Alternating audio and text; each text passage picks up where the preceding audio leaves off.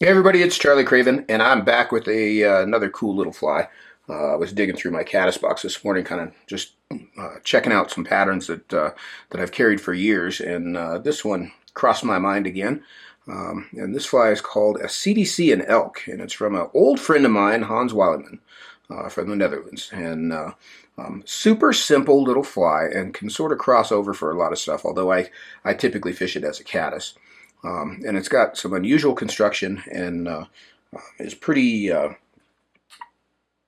versatile in that you can fish it as a dry, which is how I typically fish it. But you can also let it sink and fish it as an emerger. And it works equally well both ways. So kind of a cool little fly, two materials, and really a fun fly to fish. You know, very, very buoyant. And the idea being that the body is a CDC feather that's wrapped up the hook, and you can kind of see when I turn him inside out, it almost looks like dubbing for the first part. And then we've got some sort of longer fibers that become almost like hackle with a little deer hair wing on top. What happens when you fish this is these dangly long pieces sort of hang down in the water like a pupa or an emerging caddis. So pretty realistic and cool little fly. So I'm going to twist this up for you, and we'll see what you think. You can tie some of these up. These are easy. So I'm going to take a Tiemco 100 SP BL size 16. Now Hans ties this on a Mustad C49S, I believe is the hook that he uses. And I do have some over in my cabinet, but I'm not going to dig them out. So these 100 SPs are on my desk and they'll work fine. And I'm going to start off with some Nanosilk. And this is gray, which is, to my eyeball is tan anyway, but it's not going to show, so it doesn't matter. So gray 18-aught Nanosilk. And I'm going to start this thread just up here an eye length or so behind the eye, and get a nice thread base down the shank, and then run forward again. And what I want to do is pick out a CDC feather about like so. And you can see that's pretty sparse and almost even a little ratty. Perfect example of a feather that we want to use for this fly. What I'm going to do is about midway through, I'm going to create a separation point.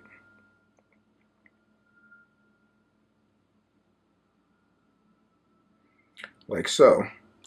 And I'm going to catch the tip of that feather and draw it down till those tips are right at the tie-in.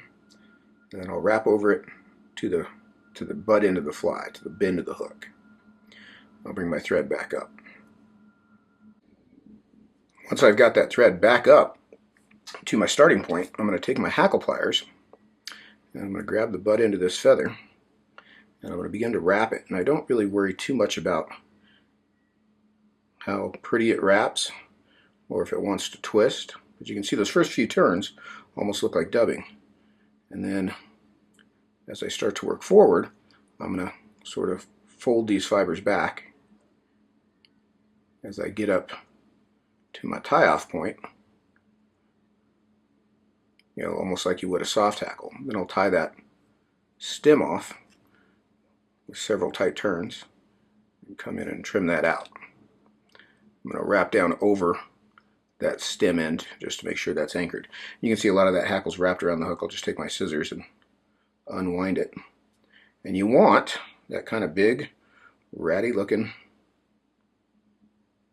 collar like that. Now you can trim these down. If you're tying a small, and this is a 16, and these are, they're probably twice the length of the shank, maybe even a little bit longer.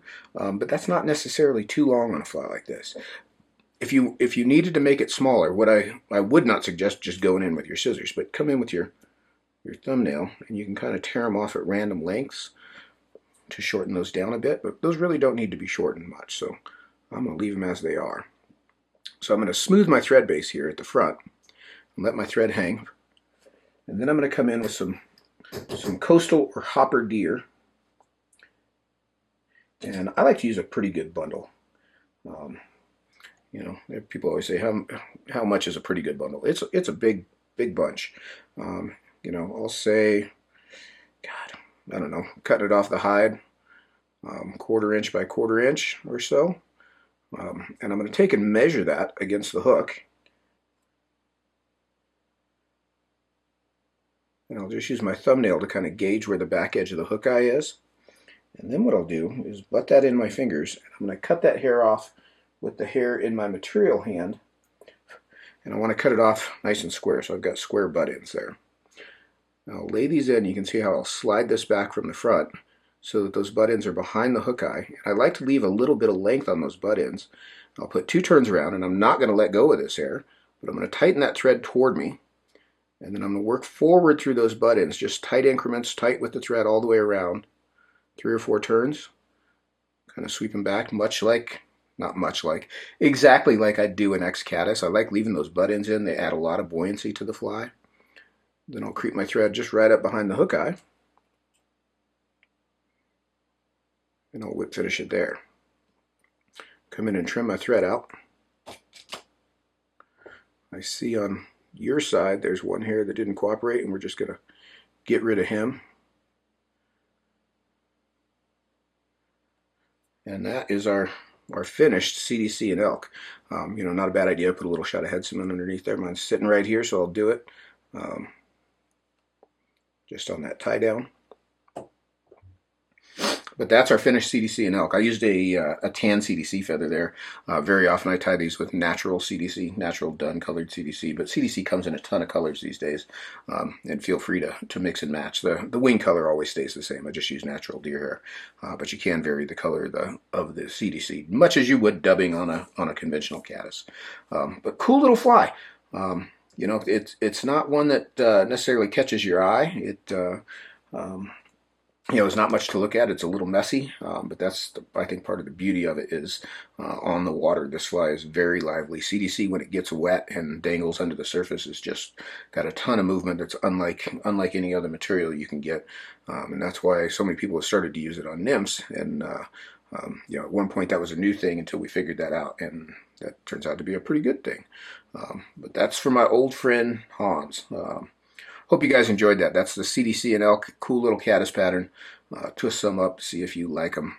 I bet you will. I'm usually right. You've learned that by now. Thanks for watching. Charlie Craven. Take care. See ya.